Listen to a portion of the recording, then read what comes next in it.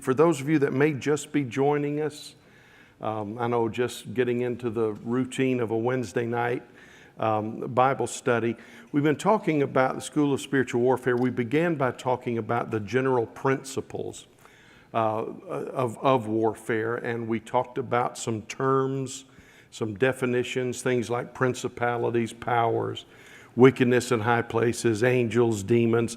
Recommended a couple of books to you. Excuse me. One is A Spiritual Guide for Beginners by Jack Deere, and the other is the book that has given us our kind of our basic outline here. By the way, we know we're not covering everything about spiritual warfare, but Francis Frangipane, F-R-A-N-G-I-P-A-N-E, Francis Frangipane wrote a book called The Three Battlegrounds. And he does a very good job of, thank you so much. He does a very good job of helping us understand, as you might guess from the title, the three battlegrounds. The battleground of the mind, and then the battleground in the church, and the battleground in the heavenlies. I think so many times we run straight to the heavenlies and we take on some big enemies without understanding how important it is to get our own mind in order. And I think we often overlook the church, and that's what I want to talk about tonight. We began last week talking about the church, and we talked about how we can have a ministry of intercession or accusation. This is the same outline you had last week. We didn't get through it. But Francis Frangipane had a quote there at the beginning of the lesson. If Jesus is eternally praying for our oneness, for our unity, then we must recognize that Satan is continually fighting against it. So we talked about resetting the stage, kind of taking a step back.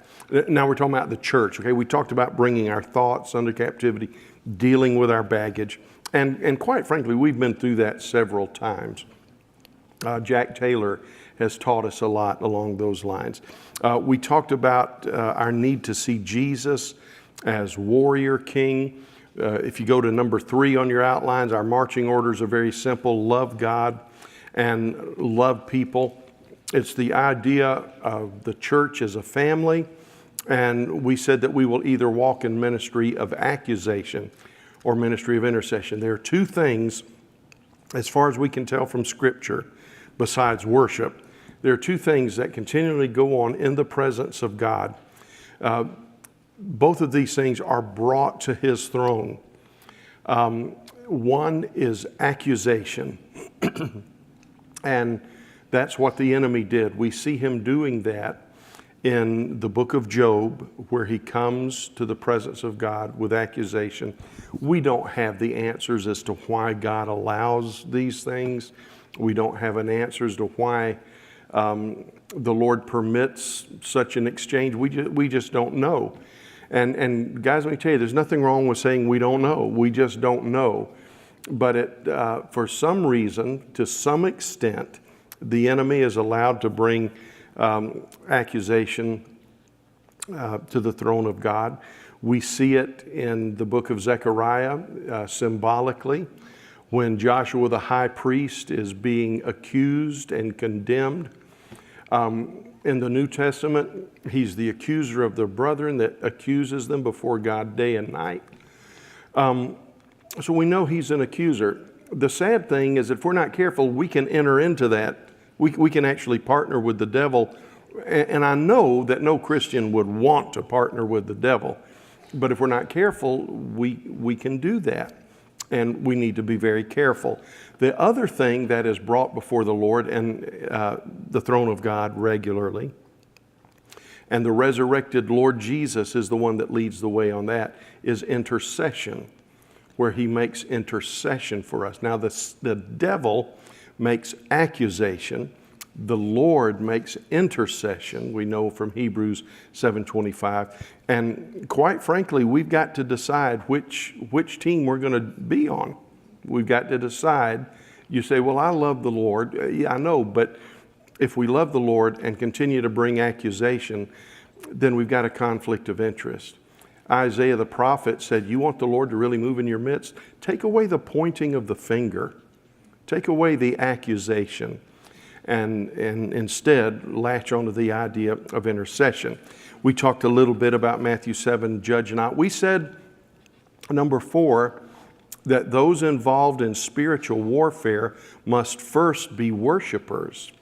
We kind of think of ourselves, and I didn't spend a lot of time on this, but we tend to think of ourselves as, well, you know, there's always this division, you know, like there's Marys and there's Marthas. There are those that just want to love Jesus, and there are others that want to serve. We tend to think of ourselves the same way. Well, I'm a warrior. Well, I'm a worshiper. But the fact of the matter is, David is the best example I know of one who is both. David was a phenomenal worshiper and was a phenomenal warrior. And when you look at Israel's history, you've got other men that are warriors but are not worshipers. And when you compare David to like Ahab, for instance, Ahab had many of the same qualities that David had, but he never corralled them into devotion to the Lord. And David's rule over Israel is head and shoulders above that of Ahab or some of the other kings. Again, I'm quoting Francis Frangipane because it's his book I recommended. In warfare, worship becomes a wall around your soul. Worship becomes a wall around your soul. In fact, I think it is very unwise for us. It's getting small enough now, I'm about to spit it on somebody, so let me put it right here. We become very unwise when we try to engage in warfare without first taking time to precipitate an environment of worship and praise.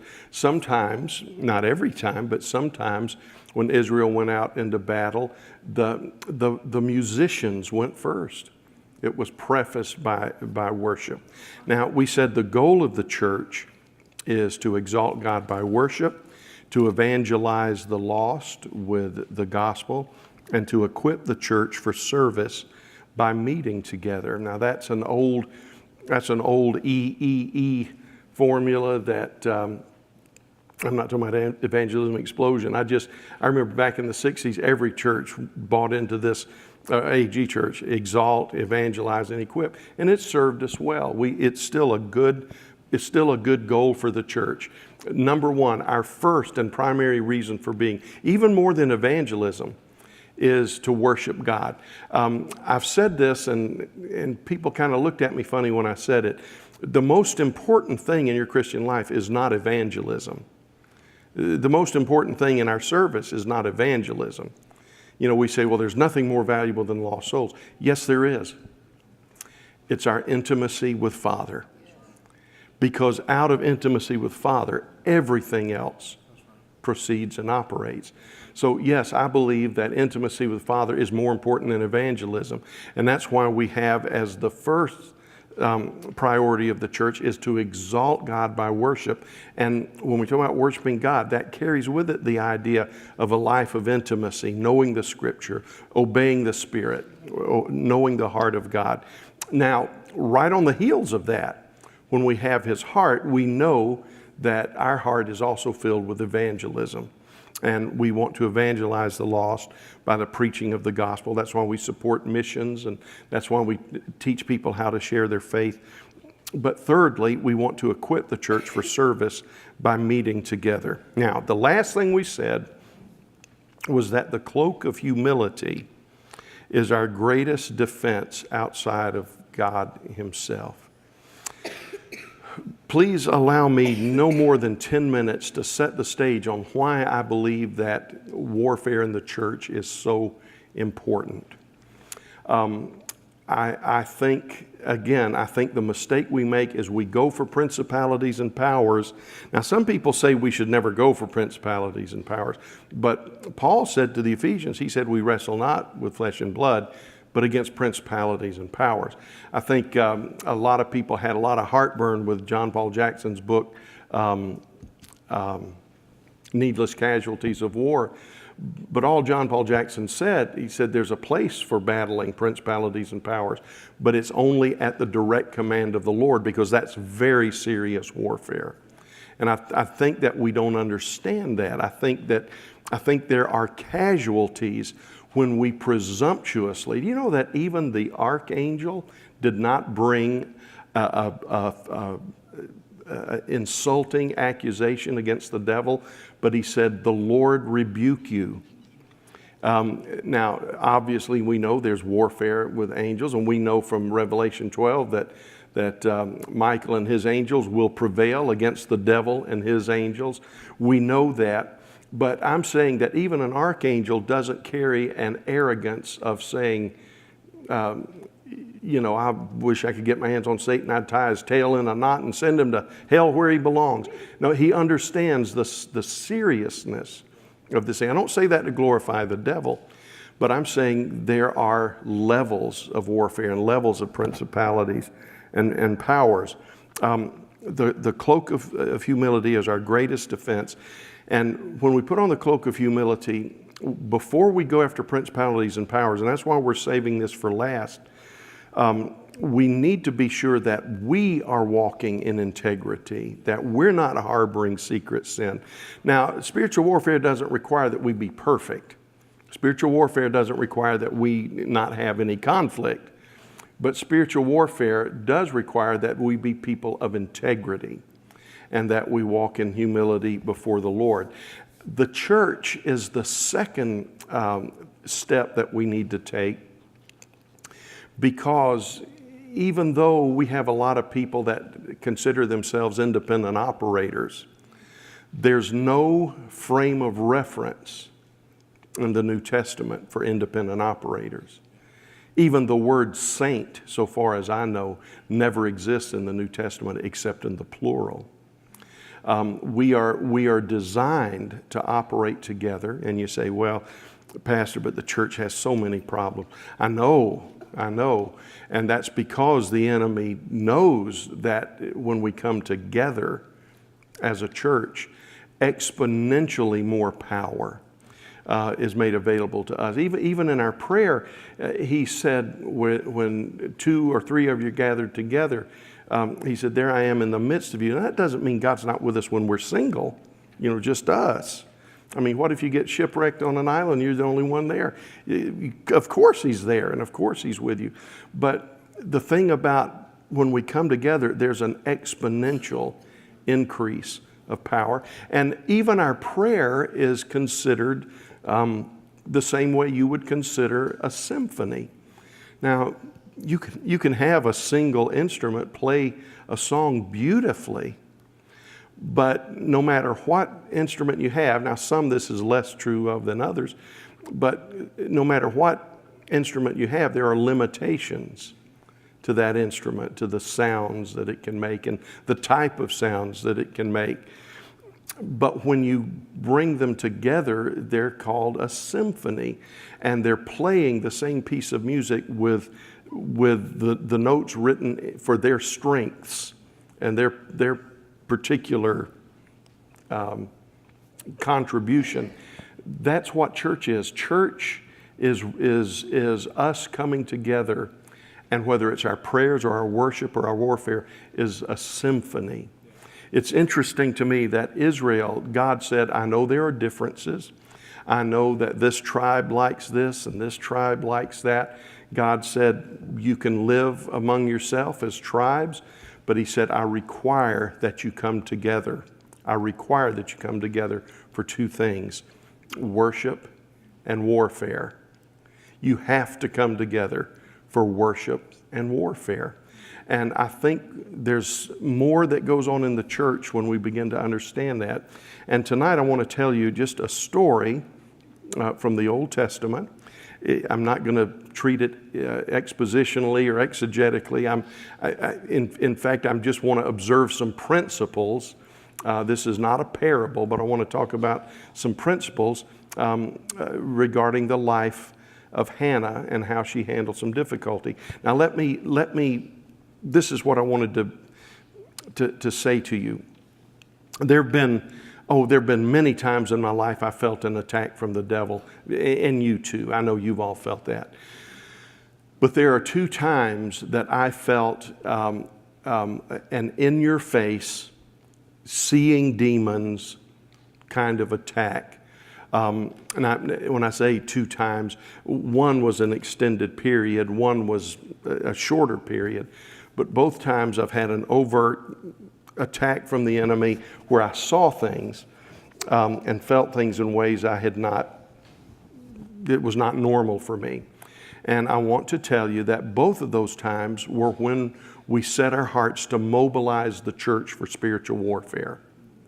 When we said we wanted to mobilize the church for spiritual warfare, I had the most intense manifestations and attacks I'd ever had in my life. I was just a young pastor in Florida, and boy, I tell you what, it took me by surprise. The intensity, the things that came to me, the evil that approached me. We had made a decision that we were going to, it was a small town. Can't do this if you live in New York or Chicago, but it was a small town, I think it was like 7,000 or 8,000 people. We made a decision that we were going to go to every single residence in the town, share a package, share the gospel, and then begin to pray. And that was where I was introduced to the concept of prayer walking. And we did it, and the church just exploded with growth. But we were knee deep in alligators, and demons were visiting my house. I'm not talking about mean people. I mean real demons. And I learned that there's something about mobilizing the church that stirs hell more than mobilizing a person or some of the other things that we do. I learned a lot from that, but I was no expert. And then I remember I had been here for maybe 2 or 3 years. Justin, how long have you been here? I can date it that way. 21 years. Yeah, that's probably about 2 years. It was right after Justin came. And the Lord spoke to me about breaking spiritual strongholds over the area. And He gave me 3 or 4 strongholds that were very clearly demonic strongholds that had affected South Carolina and our culture for most of our history. And I prayed, and I developed 4, I think, good sermons and revelatory sermons based on what God showed me. And when I preached the first one, I felt like I was hitting a brick wall. I preached the second one, and I got sick. By the time I preached the third message, Marilyn Ray came to me and said, "Pastor, I just want you to know you're right on target. Yeah, I believe everything you're saying." I don't know if Marilyn's here tonight. I don't see her. But she said, I just want you to know you've opened the door for a vicious counterattack. And I want to know what kind of prayer covering you've got." And I thought about it a minute, and I said, "I think if you're praying for me, it's you." Now, I knew people were praying for me, but I made a mistake. I didn't bring the staff into this. I didn't bring the pastors into this. I didn't surround myself with intercessors. And I always want people praying for me, but I learned from that. We went ahead and finished, but I felt, to be honest with you, I felt like we ended up with a breakthrough later, but I felt like all I did was just stir up stuff. I felt like I just walked into a bar, picked the biggest, ugliest guy in there, and just slapped the mess out of him, and then waited to see what he would do. That's how I felt.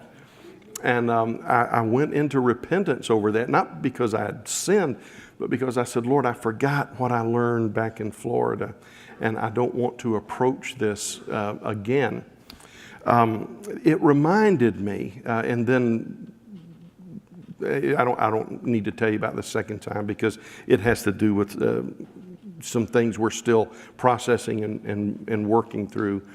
But back, even before I went to that church in Florida, now guys, I'm not just rambling, there's a purpose behind this. There was one of the greatest missionaries I have ever known in my life. He was a phenomenal man of God, and his wife was his equal. They were just absolutely incredible. They moved back to the United States and wanted to retire. They weren't that old. I'd guess probably late 60s, maybe. They weren't ready to retire, but they were ready to retire from the difficult work in the third world country they were in. They came back to pastor. I had him come preach for me, and a couple of times, a missions convention, that sort of thing. I also had the privilege of pastoring his father, who was in his late 80s, I guess, maybe early 90s, and was just such a supporter and such a blessing to me. And he was preaching for me there one day, and he looked at me and he said, how are you doing? And every pastor, when you're asked how you're doing, you're supposed to say, great, I'm doing fine. I was actually going through a hell on earth, but I didn't want to have a negative confession. And I said, the Lord's good to us, and da-da-da. And he said, now let me ask you a question again. You tell me the truth this time. He said, how are you doing? And I said, well, da-da-da-da-da. And I will never forget the conversation I had with him. He said, my wife and I have asked at 71 or 2 years of age, they'd been home for a while. He said, we've asked to go back on the field. And I said, really? I said, why? He said, because I am convinced, and I've talked about this with many missionaries, especially those of us that have come home from third world countries. And without exception, he said almost without exception, those of us that have labored where a normal Sunday service was casting out devils, he said, we're in a very tough mission field. We came home because we thought we were exhausted.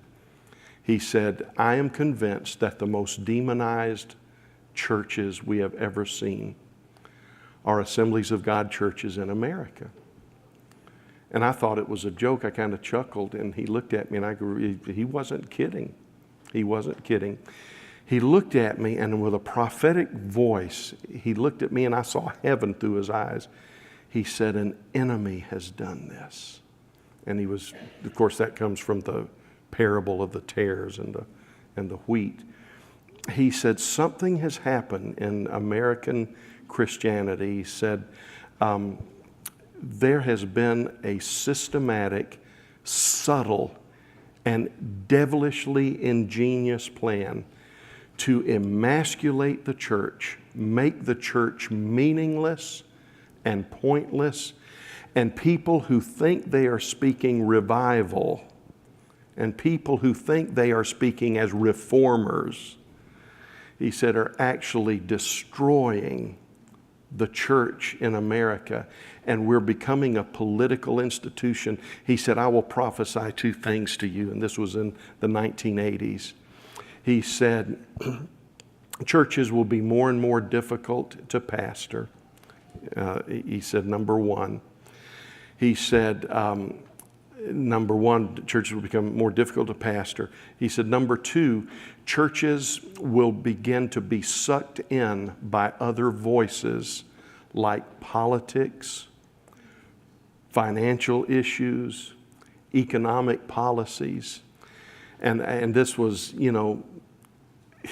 Reagan's in the White House, everything's wonderful in my world, And I didn't understand what he was saying. He said, the church will begin to take up the wrong battles. The church will forget the slaughter of the unborn. And the church will become an institution that is more critical than you can imagine, more divided than you would have thought possible. And it will be when the church begins to fragment and looks like all is lost. He said, you're going to pastor through this. And I thought, yeah, and you're leaving the country, you know. He said, you're going to pastor through this.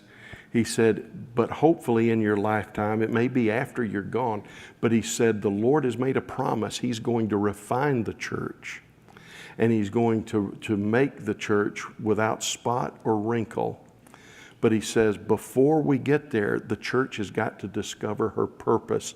We've got to begin to worship again, and we've got to begin to do warfare again. That was the last time I ever saw him. I think that he was profoundly right. Now also, guys, you need to understand, I think our church is an exception to the rule. I think our church is a remnant church. I am so proud of our church. I'm so proud of you. If I thought this was true of you, I wouldn't say it. I really wouldn't. But I've been praying for our nation lately, basically four things. People have asked, how do we pray for our nation? And I want to give these to you again. Number one, we've asked that in our nation, truth will rise. Now, if that offends you, then I'm going to tell you you're positioned at the wrong place, because it should never be offensive to a Christian for truth to rise up. If you have trouble praying the prayer, let truth rise up, you're on the wrong side of something and you've got something to hide. You say, Pastor, but my truth may not be your truth. I didn't say my truth rise. Let's let truth rise. I'm praying, secondly, let lies and liars be exposed. It's the only hope we've got in our nation. Truth has got to rise, and liars have got to be exposed. And then the third thing I've said is, Lord, when this happens, when truth rises and liars are exposed, two things have to happen. Number one, which is number 3 on the list, Americans need to know what to do with it. Because for the last, I don't know how long, Americans have been content to say things like this. It doesn't matter what's truth and what's not true. What matters is my pocketbook, or what matters is my agenda. And we need people in America that were like the people of Issachar, that understood the times and knew what Israel ought to do. We desperately need Americans to rise up and know what to do. Now, I'm not going to get into an argument with you over what that is, because we might differ on that. But I think we can all agree that truth needs to rise, that lies and liars needs to be exposed, and that America needs to know what to do. But the other thing that I've been praying that is just as important and vitally important is that the church in America wakes up. Because we are the product of what that dear missionary spoke. We've been distracted. We've been lied to. We've been mistaught. The Word of God has been marginalized. And I want you to know that this is not just about you and I getting our thoughts under control, but it's about the churches coming together in humility and in repentance. And we need to wake up from this slumber that we've been a part of. Now, again, I don't think our church is guilty of this. There may be some in our church that are guilty of this, just like in other churches that are dead as a hammer. There's probably people in there that love God and are on fire. This is not an indictment of churches. This is a wake-up call. And you know, you say, Pastor, I just don't know if I see it that way. Do you know the funny thing about waking up is you don't know you're asleep until you wake up? You don't know you're asleep until you wake up. Now, let's read 1 Samuel, and I'm gonna work through this very quickly. What I want to do is take an Old Testament story and make some observations. There was a certain man from the hill country of Ephraim whose name was Elkanah. He had 2 wives. One was called Hannah, and the other Peninnah. Now, guys, I want you to understand something about this story. This is not a story about a clash between good and evil. This is not a story about a clash between the family of God and the family of the devil. This is a story about a family, one family. And I think we see this kind of thing going on in the church. It's sort of like Cain and Abel. There was a clash over worship in the family. Do you know that was the big fight with Cain and Abel? Abel was worshiping according to the commands of the Lord. Cain said, I found a better way to worship. And he was offended and would not be reconciled with his brother. I want to tell you, loved ones, I think before we start plotting with how we're going to conquer the world, we might need to humble ourselves and let's get a strategy for how to resolve our issues in church. Peninnah had children, but Hannah had none. Year after year, this man, Elkanah, went up from his town to worship and sacrifice to the Lord Almighty at Shiloh, where Hophni and Phinehas, the 2 sons of Eli, were priests of the Lord. Whenever the day came for Elkanah to sacrifice, he would give portions of the meat to his wife Peninnah and to all her sons and daughters. But to Hannah, he gave a double portion because he loved her, and the Lord had closed her womb. Now, you say, well, he's not being fair. Well, you got to understand, every time that I know of in Scripture, there may be something that I'm missing. But every time a man chose to have more than one wife in Scripture, unless it's just a passing reference, every time a man tries to love 2 women, it's always a disaster. We're not wired that way. A man must love his wife as Christ loved the church, and the wife must reverence and honor her husband. The very structure of it, when you try to, you may say, well, I know people, they have 2 or 3 or 4 wives and a bunch of children. I didn't say you couldn't have sex with more than one person. But I don't think a man can truly love more than one wife. And it appears that Hannah was the object of his love, because the Lord had closed Hannah's womb, her rival. What kind of language is that to be used in a family? Her rival kept provoking her in order to irritate her. This went on year after year. Whenever Hannah went up to the house of the Lord, her rival provoked her until she wept and would not eat. Does that sound like a family? You're going to church and one provokes the other to the point that she's in tears and unable to worship, unable to celebrate. Her husband, Elkanah, would say to her, Hannah, why are you weeping? Why don't you eat? Why are you downhearted? Don't I mean more to you than 10 sons?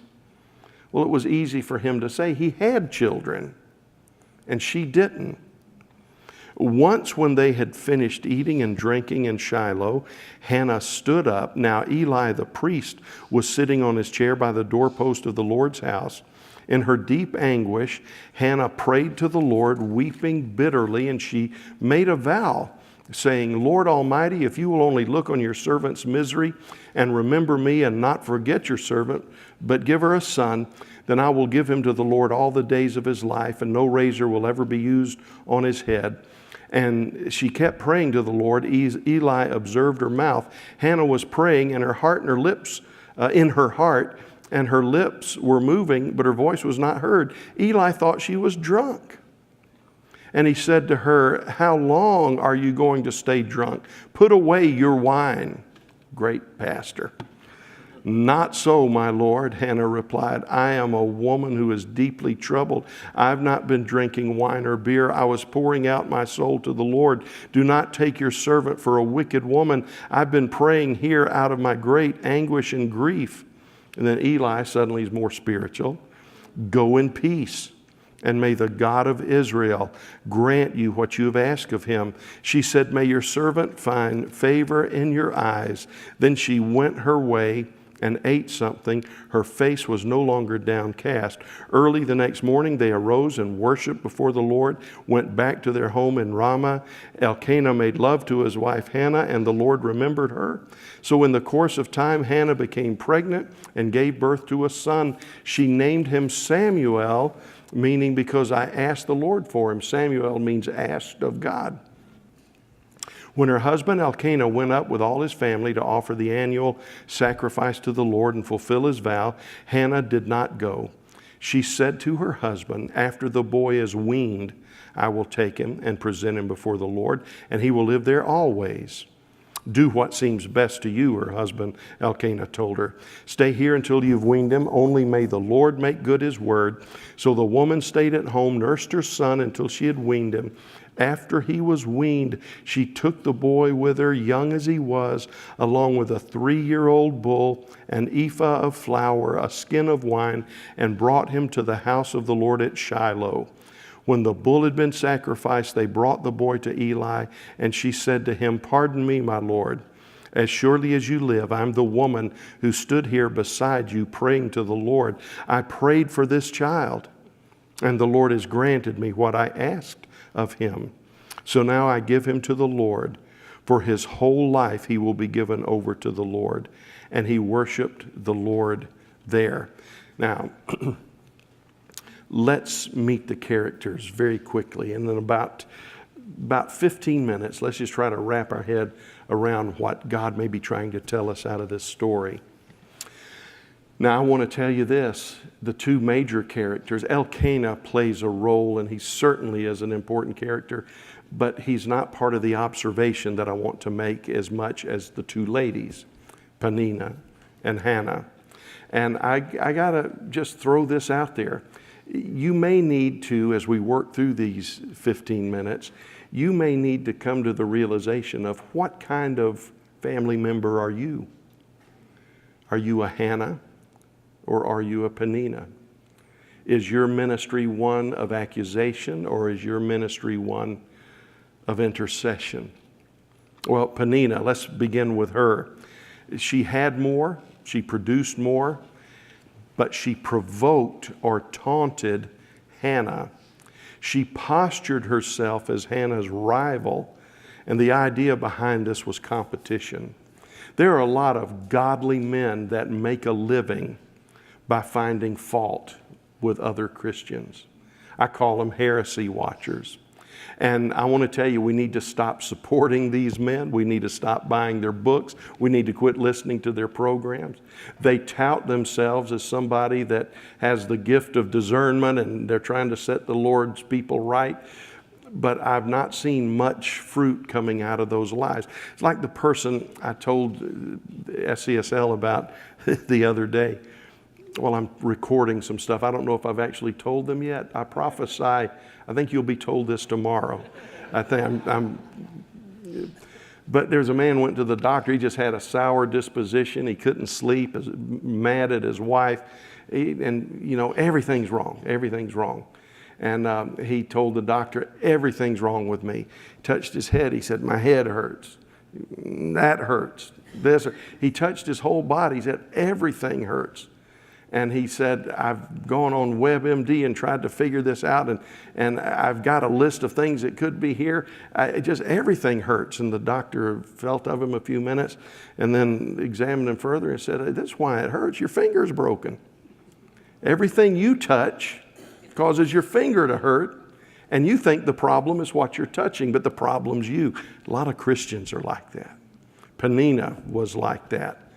Maybe like Leah, she felt unloved. It says that he loved Hannah. It doesn't say he didn't love her, but it was obvious that Hannah was his favorite. Maybe like Leah, who was in competition with her sister as they were married to Jacob. Maybe, Leah was so fertile and tried the best. Leah's story just breaks your heart. She's a woman that just wants to be loved. And she does everything she knows how to do to make her husband be pleased with her, but he didn't love her, at least nothing like he loved his other wife. Maybe she felt unloved. But somehow she resolved her issues. She found her worth through the lessening of others. She's clearly a woman with baggage.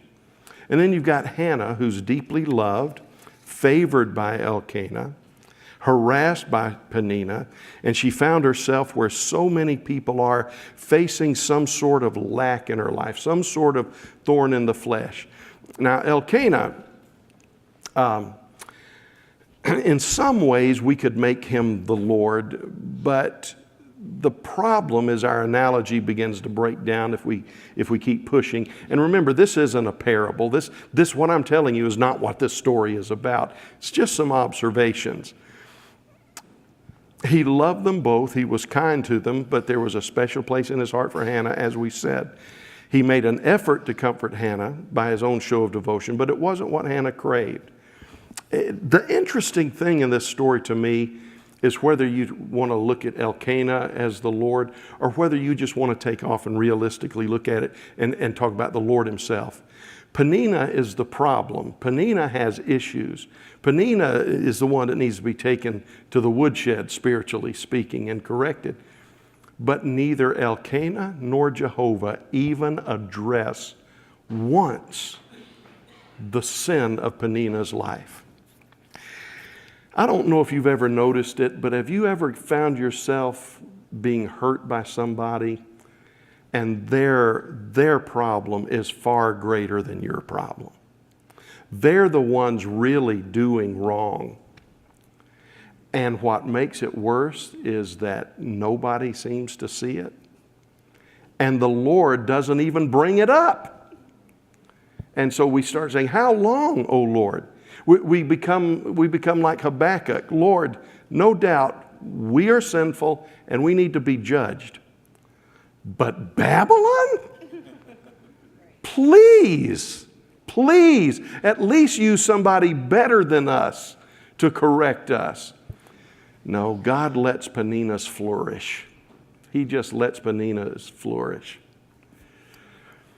And it's very frustrating. Let me tell you what it's like to be a Hannah. When you're struggling in the church with the people of God, with members of the family, you'll find yourself judged by the people of God as being flawed, faithless, or sinful. You know, we're a church that believes in healing, but we don't yet know what to do with people who aren't healed. I think our church is learning, but if you're not healed, it must be a lack of faith. It must be some sin in your life. Or you're flawed. For you to be that's what Job's three friends ended up telling him. Job, you say God's good. We say God's good. We're agreed. So that narrows it down to one thing. You are a jerk. But God's estimation of Job is that he was spotless. Now, it's tough when the people of God look at you and judge you as flawed, faithless, or sinful. Very few have the ability, if you're a Hannah, to really understand your pain and grief, even those you love deeply. Oh, one thing about Elkanah, he loved her. He was saying all the right things. That's really sweet of him to move in close while she's hurting and say, oh, I love you more than 10 sons could love you. He's trying. But he didn't have the ability to understand her pain. And this is going to be sounding horrible. She needed his affection, but more than his affection, she needed a child. And it seemed to think that, am I not loving you enough? Am I not caring for you enough? He never seemed to get his grip. He understood what the problem was, but he tried to fix it. And it's understandable because he can't make her have a child if she's barren. And number 3, those within your own family are often the source of your bitterest moments. See, we do pretty good when the world's against us. We do pretty good when the world accuses us. But when it's here, see, this is the way the devil works. This is what the missionary was trying to say. If he can destroy unity in the church, we cannot do warfare.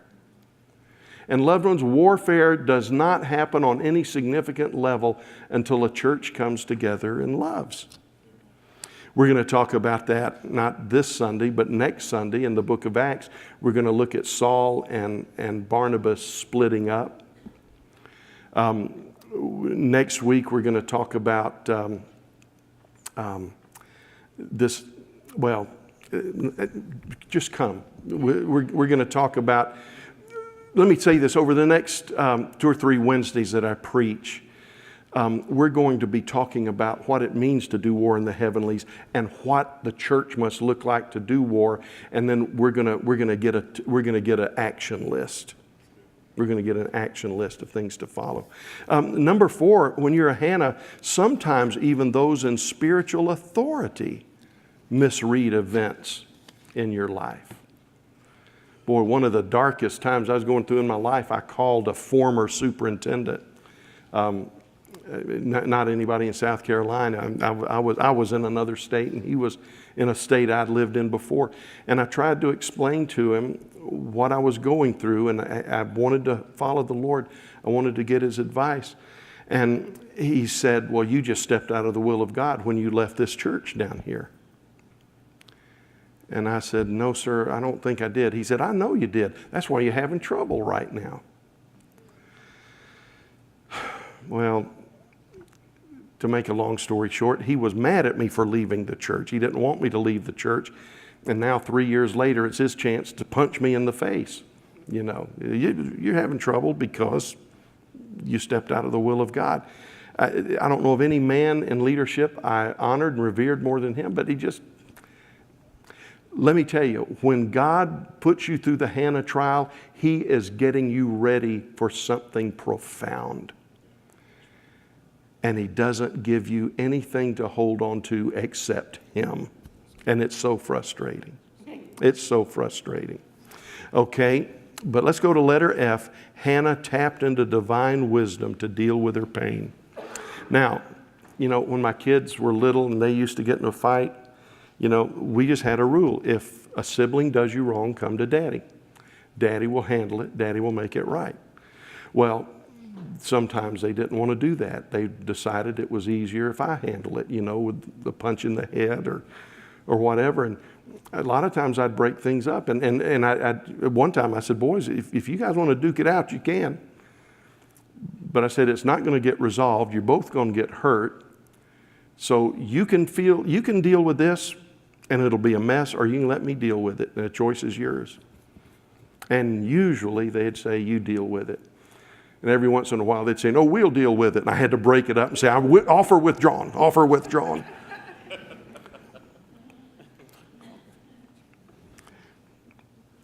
But loved ones, whenever you walk through the path of Hannah, few people are going to understand you. I'm not saying nobody will. But the ones you most expect to understand you may not understand you. The ones you think can bail you out of this will let you down. It's unintentional. They're not turning their back on you. I believe God sometimes makes our closest friends blind to our need so that we have to run to Him. I mean, it's amazing. Let me tell you what Hannah did. See, because she knew that she could either deal with it, or she could, and that would mean that she would just become one bitter burden, or she would bleed out from her spiritual wounds, or she could let God handle it. Let me tell you what she did very quickly. Hannah kept worshiping. When you feel like the church has let you down, when you feel that I could never connect with the church in regard to spiritual warfare, make up your mind you're going to keep worshiping. That's not the time to stay home. Proverbs says, in the Living Bible, it says it very plain, discouragement breeds faulty reasoning. When you're going through a Hannah moment, you're not thinking straight. None of us do. None of us do. But she kept worshiping. It would have been, now listen, it would have been easier for her to avoid the annual trip to Shiloh. It would have been easier for her to not worship because it was going to church that provided occasion for Penina's meanness to be at its worst. Not only did she keep worshiping, number 2, Hannah kept worshiping with those who misunderstood her. She didn't withdraw from the family. There are two profound silences in this story. Neither Elkanah nor the Lord correct Peninnah. Peninnah is a vessel. Her baggage makes her a washpot. And God did not answer Hannah in regard to Peninnah any more than he answered Obadiah in regard to Babylon. But Obadiah said, I'm going to trust God if nothing's going right. Hannah took that same thing. See, the other profound silence is not only God and Elkanah not correcting Peninnah, but the other profound silence, more profound, is Hannah's silence. If I was Hannah, I think I would have said enough is enough. And I'd have held her face down over the meat grinder. And I said, there's a way, there's a way to stop this. But I want to tell you that the thing about Hannah's is that even though they are being ripped apart, they know that they're not in a fight with flesh and blood. That's why God's got to get us through that before we're ready for spiritual warfare. Our fight's not with flesh and blood. Okay? Now, number 3, Hannah refused to take offense toward the Lord. Sometimes when we're going through Hannah moments, not only do we withdraw from church and say, I'm not going to have anything to do with Peninnah. Not only do we say, Eli doesn't understand me. Not only do we say, my husband doesn't get what I need. And husbands can get frustrated with that. You remember when Rachel said, give me children or I die? He got mad at her and said, am I God that I can cause life to come? At least Elkanah was loving on her. But she refused to take offense at the Lord. She took her pain to him in deep humility and trust. She knew he was the answer to the problem. Hannah, number 4, believed the Lord and soon produced a child that was head and shoulders above any in Israel. And she was content because what she lacked in quantity, she made up for in quality. See, the goal of those Hannah moments for us, friend, is God's not trying to just make us miserable. He's trying to refine us so that we can bring forth. See, we don't think we're ever going to bring forth, but God wants to bring forth something of such quality that it's unbelievable. And because of the way she handled this, the Lord blessed her with 3 other sons and 2 daughters. Now, I'm going to have Justin come and lead us in prayer, but I want to give you the lessons from her life. Very quickly. She did not allow her pain to divide the family. Loved ones, you want to be used of the Lord in spiritual warfare, don't allow pain with the family to divide the family. She didn't find her identity through the approval or disapproval of others. Some of the greatest Christians I know are just blown out of the saddle because of how little it takes to provoke them or hurt their feelings or irritate them. And guys, you've got to remember, an enemy is doing this. An enemy is doing this. Well, they're Christians. They ought to know better. I know, but they're a Peninnah. Now, don't call anybody that unless it's their name.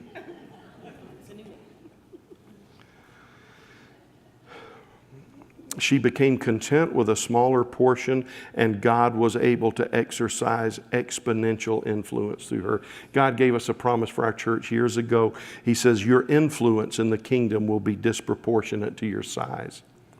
God spoke to me years ago, you'll never be a huge church, but you will be a church of huge influence.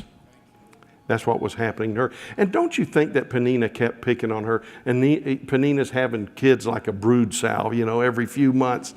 And she said, you got one little boy. You just got one. And then what did she do when she found out she's giving him away? Oh, the rival kept going. The rival kept going. But God blessed her. And I just got to say one more thing.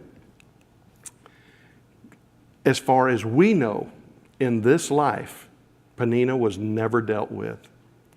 I wish I could tell you that God will show whoever's bothering you how wrong they are.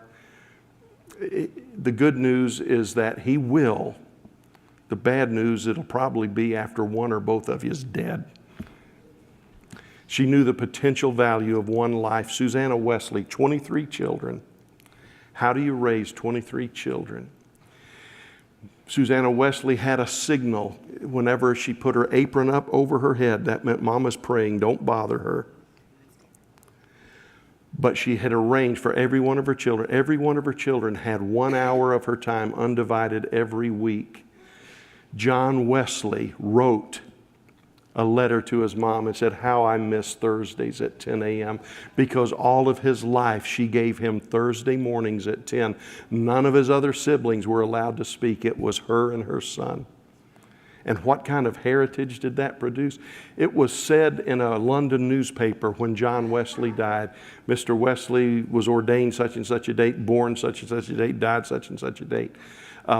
He left behind 2 silver candlesticks, an amount of money. I think, if I'm remembering, it was either 6 or 16 pounds, a worn coat, a worthless saddle, and the Methodist Church.